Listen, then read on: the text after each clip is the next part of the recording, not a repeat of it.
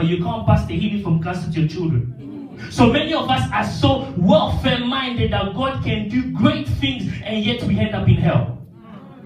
Oh, you forgot Jesus healed many people, but on the day of his crucifixion, these are the same people who turn around and say, crucify him. Because it is possible that when you're under warfare mentality, you are so caught up in you that there's no room for him. So Jesus, when he looked at his disciples, he didn't have to explain the journey. All he did was follow me. Somebody say, I'm under warfare, but I'm not in the war zone. It's going to make sense. I'm under warfare, but I'm not in the war zone. You want to learn how to succeed, and it's so great. I can give you so many examples.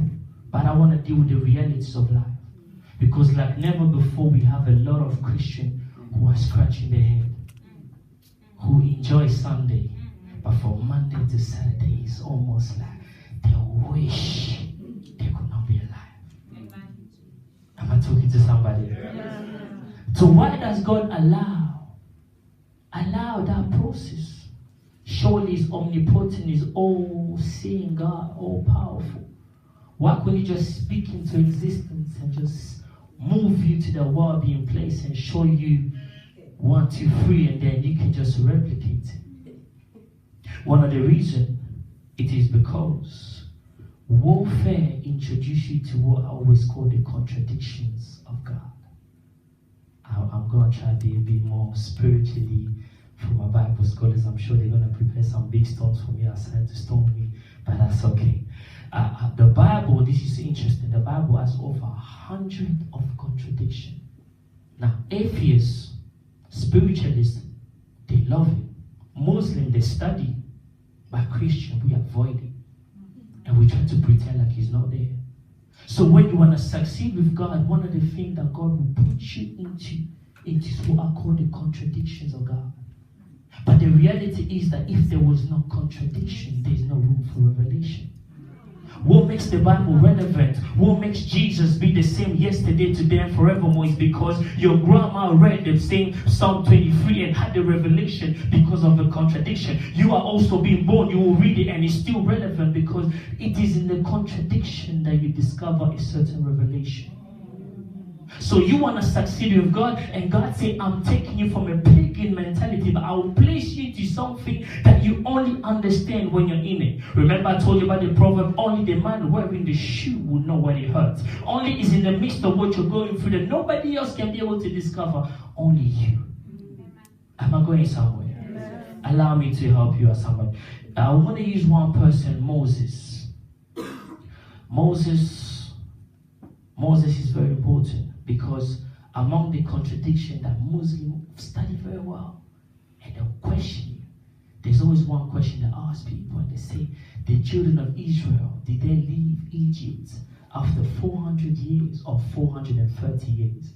There's always a big debate. People say, no, God is all God because it's all powerful. People say the Bible was wrong because in Genesis 15:13, it says they left after 400 years. But in Exodus, it says 430. And Christians don't want to get to the argument. They say, the devil's a lie. Don't listen to them when they say this.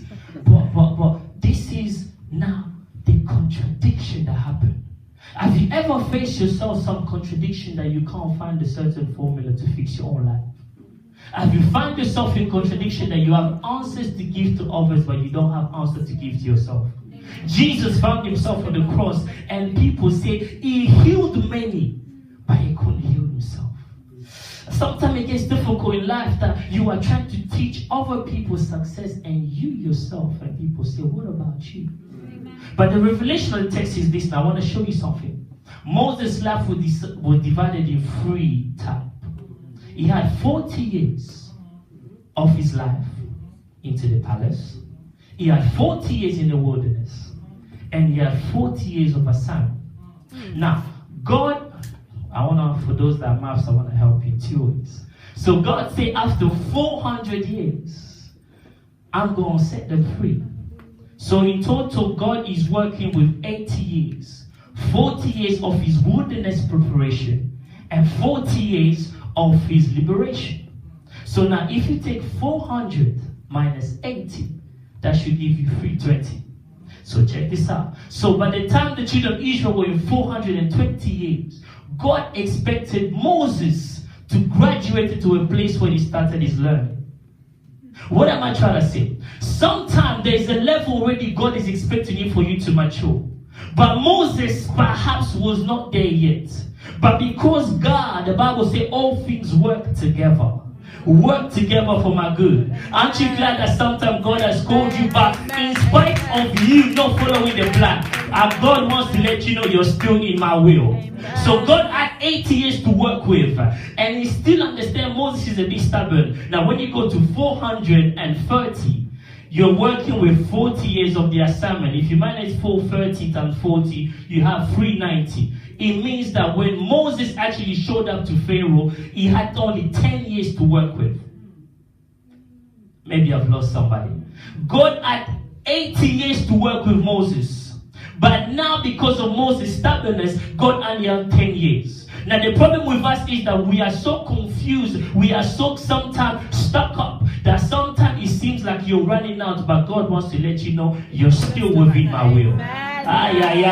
This is what gets people confused, that when they look at your life, that God can tolerate you going out of his grace, but you're not too far from his face. I used to have this saying which say, you may be away from his face, but you're not too far from your grace. How many of you can look at your life and say, you have made some mistake, you have won some the way, like Jonah, you perhaps gone out of his will. Maybe he said you should have reached by 30, now you're 29. God said, I still got time for you. My God. He had 80 years to work with, and yet Moses was not responding. In spite of that, God said, you are still in my will.